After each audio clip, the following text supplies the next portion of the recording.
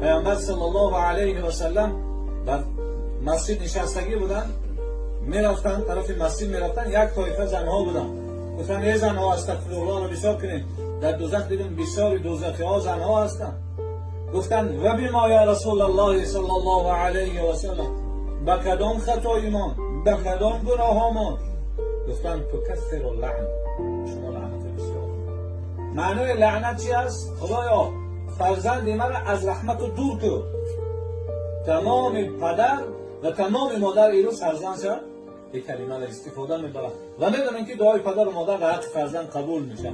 وقتی لعنت میگن دیگه فرزند ما و شما دزد نشوه، رازن نشوه، شرابی نشوه، دیگه چی بشه؟ مثلا زنها این دعا حقارت نکنیم که دوزخ میریم. و دیوم مردکا 29 روز دستی پر بیان، یک روز دستی خالی بیان، شما برای یک روز 29 روز فراموش میکنید. هرگز همین کارا رو زنها